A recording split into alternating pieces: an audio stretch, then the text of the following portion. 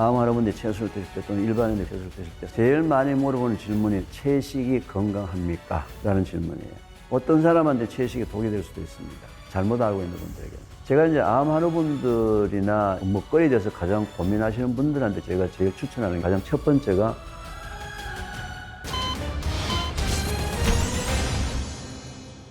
네, 안녕하세요. 반갑습니다. 이계호 교수입니다. 저는 2010년부터 태초 먹거리라는 프로그램을 현재 무료로 강의를 하고 있습니다.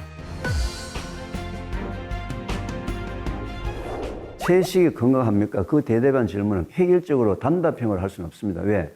채식을 하고 있는 사람의 형태가 워낙 다양합니다. 채식에 대해서 잘못 이해를 하고 있으면 오히려 채식을 하게 되면 건강이 매우 나빠지는 경우는 굉장히 많거든요. 따라서 채식을 하시려면 올바른 정보를 가지고 채식을 하셔야 된다. 채식 부분에서 가장 잘못 알고 있는 부분이 뭐냐면요. 우리가 실제로 채소를 구입할 수 있는 방법은 내가 직접 다 농사를 지어서 할 수 없겠죠. 결국 이제 누가 농사 지은 걸 사서 먹어야 될 거 아닙니까? 전 세계적으로 생산되는 이 1차 농산물조차도 상품화가 되고 있다는 거예요.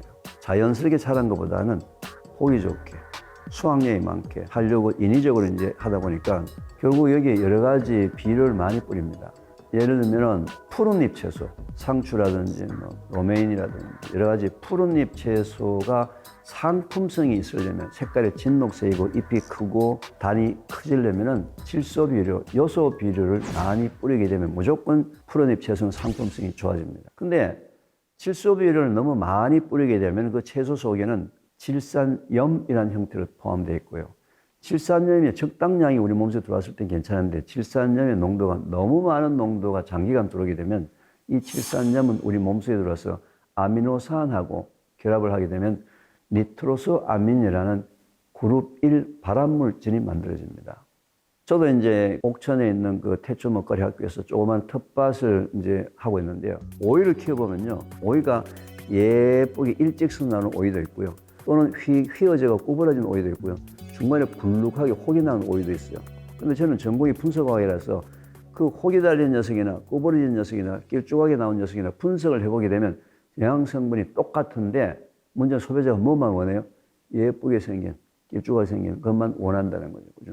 그래서 지금 1차 농산물이 너무 소비자에게 보기 좋은 쪽으로 생산이 되는 문제 때문에 오히려 소비자가 손해를 보고 있다. 소비자의 시선이나 소비자의 인식이 바뀌어야지만 농민이 바뀌지.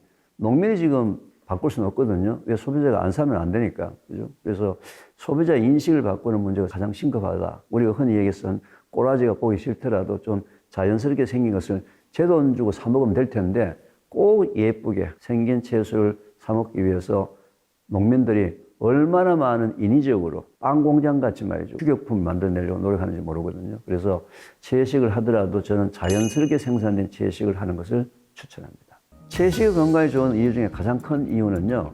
채소나 과일 속에는 미네랄과 식이섬유가 가장 다양하게 풍부하게 포함이 되어 있어요. 다른 어떤 재료보다는요. 사람의 단단한 이 살갗 같은 것이라든지 뼈를 분석해 보면요. 토양 성분하고 화학적으로 동일하고요. 사람은 몸의 액체의 성분을 분석해 보면 바닷물의 성분하고 동일하거든요. 사람의 죽으면 다 흙으로 가죠. 그래서 인간에게 필요한 모든 영양 성분은 전부 다 땅에 있는 거예요. 근데 땅에 있는 그 흙을 사람이 먹을 수가 없죠. 그래서 이 지구상에 식물이 존재합니다. 식물이 하는 역할은 매우 단순해요. 뿌리를 땅 속에 내리고 토양 속에 있는 영양 성분 중에서 인간한테 필요한 성분을 골라서 잎이나 열매나 줄기에다가 농축해서 우리한테 전달해 주는 역할을 한다 이 말이에요. 똑같은 땅에다가 사과나무를 심고 배나무를 심으면요. 사과와 배의 영양 성분이 달라요. 즉, 이 지구상에 존재하는 모든 채소, 과일은 땅 속에 있는 모든 인간에게 필요한 영양 성분들을 골라서 선택해서 농축해서 우리한테 전달해 주는 역할을 하기 때문에 채소나 과일이 우리 인간에게 공급하는 미네랄과 식이섬유와 모든 영양 성분을 공급해 주는 가장 좋은 방법이라는 거죠. 암 할아버지 채소를 드실 때 또는 일반인들 건강 채소를 드실 때 사람들이 다 잎과 열매를 좋아해요. 잎은 연하고 열매는 달콤하게 맛있거든요. 항상 채소를 먹을 때는 뿌리도 먹고 줄기도 먹고 잎도 먹고 열매도 먹는 전체 시기에 채소를 꼭 드셔야 한다. 한 가지 종류 가지고 뿌리, 잎, 줄기, 열매를 다 먹으라 그런 얘기가 아니고요. 어떤 채소라도 예를 들면 뿌리 심으면 당근도 있고 무도 있고 많잖아요. 그죠? 비트도 있고 그죠? 그다음에 뭐 열매 토마토도 있고 뭐 복숭아도 있고 사과도 있고 잎 뭐 로메인, 상추, 뭐 케일, 뭐 많잖아요. 줄기, 뭐 열무도 있고 그죠. 그렇게 전부 다 골고루 드시는 것이 좋습니다. 근데 대부분 잎과 열매를 많이 드세요. 영양학적 균형이 깨지는 거겠죠. 부위마다 다 다르기 때문에 부드럽다고 잎만 먹고 맛있다고 열매만 먹으면 안 된다는 거죠. 우리 잎, 줄기, 열매 골고루 전체 다를 먹는 그리고 미국 암협회에서는 5 a day 하루에 5가지 색깔을 갖고 있는 채소나 과일을 먹으면 절대로 암에 걸리지 않는다. 이거 미국 암협회 공식 구호입니다. 하루에 5가지 색깔을 갖고 있는 채소나 과일을 먹자. 우리 잎, 줄기, 열매 골고루 드시기 바랍니다. 한국 사람들은 말이죠. 뭐든지 많이 먹는 걸 좋아합니다. 그래서 뭐요? 녹즙을 짜서 그냥 뭐 벌컥벌컥 들이키는데요. 진짜 채소의 좋은 부분은 그 녹즙 짜고 남은 식이섬유가 더 좋은 거라고요.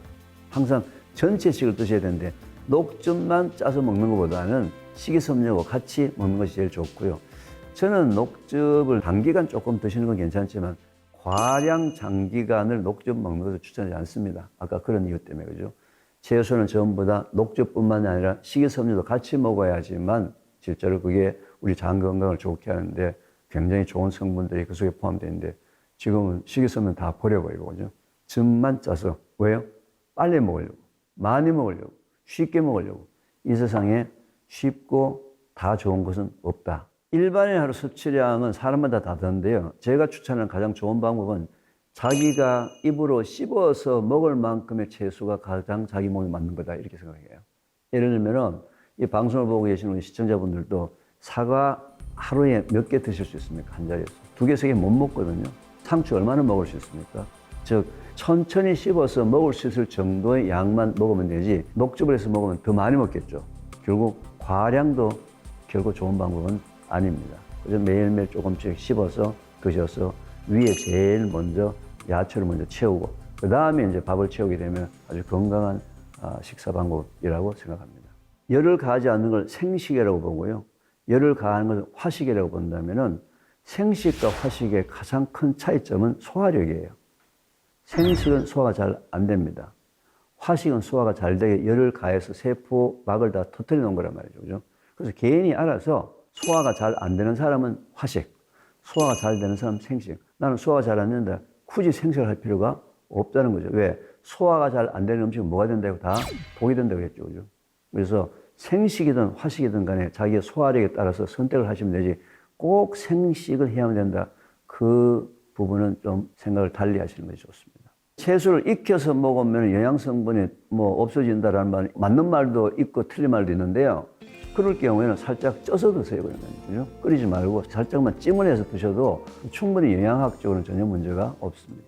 암 환우분들은 또 생식을 먹게 되면 또 식중독균에 대한 염려가 있기 때문에 너무 팔팔 끓여서 하지 마시고 살짝 찜기해서 쪄서 먹는 정도의 이 채식도 좋은 영양성분을 섭취하는 방법입니다. 많이 알고 있듯이 말이죠. 사람들이 변비에 걸렸다 하게 되면 바로 이제 채식을 시작합니다. 근데 변비에 걸린 분들은 바로 채식을 바꾸게 되면 변비가 더 심해집니다. 왜냐하면 채소 속에 포함되는 식이섬유는 거의 대개다가 불용성 식이섬유예요. 물에 녹지 않는 즉 그물망 같은 식이섬유예요. 근데 실제로 변비는 불용성 식이섬유가 너무 많이 들어가게 되면 더 엄켜버리거든요. 그래서 실제로는 변비 있는 분들은 불용성 식이섬유도 좀 있어야 되겠지만 수용성 식이섬유, 주로 수용성 식이섬유는 공유에 많은 편이에요. 그래서 오히려 변비 있는 분들은 밥을 조금 더 먹어야 되고요. 오히려 빵을 좀 더 먹고 채소를 먹어야 되지 채소만 먹게 되면 오히려 변비가 더 심해집니다. 문제는 채식만을 가지고 얘기했을 때 부족한 성분이 뭐 비타민 B12라든지 또는 지방이라든지 단백질이라든지 뭐 여러 가지 성분들이 있기 때문에 비건일 경우에도 비타민 B12 같은 경우들은 꼭 신경을 써서 왜냐하면 비타민 B12가 섭취되지 않으면 위에서 철분이 우리 몸에 흡수가 되지 않기 때문에 여러 가지 심각한 문제가 많이 생길 수가 있습니다. 그래서 하여튼 채식도 좀 분별력 있게 지식을 갖고 온전한 채식하는 것을 추천합니다.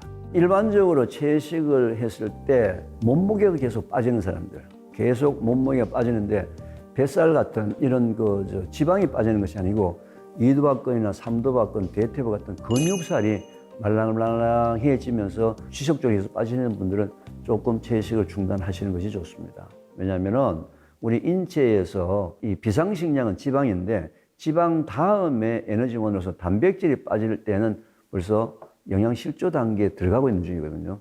그리고 채식이 계속 좋다고 해가지고 영양성을 공급 안 해주면서 단백질이 빠져나가는 정도가 되게 되면 안 되겠죠. 그죠? 그래서 지속적으로 몇 개월 동안 계속 몸무게가 빠지는데 근육살이 빠지는 경우에는 채식을 중단하시는 것이 좋습니다.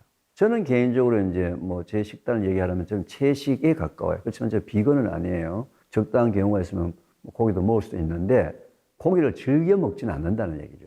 고기를 먹는 분들은 고기 속에 이제 단백질이 포함되어 있다고 했는데 단백질은 고기에만 있는 게 아니거든요. 우리가 즐겨 먹는 콩에도 있고 브로콜리에도 단백질이 있고 모든 채에서 현미, 백미에도 다 단백질이 있단 말이에요. 그죠? 꼭 고기 속에만 단백질이 있는 게 아니란 말이에요. 그죠? 육식의 단백질 내지는 식물성 단백질 선택할 수도 있고 채식이 좋다, 육식이 좋다 이런 극단적인 부분보다는 뭔가 균형 있게 내가 모든 음식을 통해서 나한테 필요한 모든 영양성분들 골고루 내 몸속에 들어올 수 있도록 그리고 소식을 가장 저는 추천하는 편입니다. 지금 말이죠. 현재 우리나라는요, 이 먹거리에 대해서요, 정보가 너무 많습니다. 특효약도 너무 많고요. 비법도 많고요. 저는 개인적으로 태초 먹거리 학교에서는요, 특효약과 비법은 없다라고 공개적 선언을 합니다. 특효약과 비법은 없다. 대신 뭐가 있다? 우리가 어떤 음식에 대해서 접근하게 될 때 균형식으로 만약에 접근한다면 어떤 음식이라도 인체 건강에 향상할 수 있는 그런 도움이 되는 음식이 된다는 거죠. 제일 나쁜 것이 뭐냐면 편식하는 거. 한쪽으로 치우친다. 또는 농축된 것을 과량 장기간 먹는다. 무조건 피하시는 것을 저는 추천하고요. 골고루 드시면서 소량 천천히 드시는 것. 이게 이제 우리 태초 먹거리 학교에서 교육 프로그램 내용, 이것도 실습 내용이에요. 채소가 되든 밥이 되든 어떤 음식이라도 입으로 들어가는 음식이 소화가 되면은 약, 소화가 되지 않으면 독, 꼭 기억하시기 바랍니다. 제가 이제 암 환우분들이나 이 먹거리에 대해서 가장 고민하시는 분들한테 제가 제일 추천하는 게 소화가 잘 되는 음식 가장 첫 번째가 발효 음식입니다. 발효 음식이 소화가 가장 잘 되는 음식이니까 발효 음식을 지금부터 조금씩 선택해서 드시면은 지금보다는 훨씬 더 건강이 좋아지지 않을까 저는 그렇게 확신하고 있습니다. 첫째, 전체식으로 먹어라.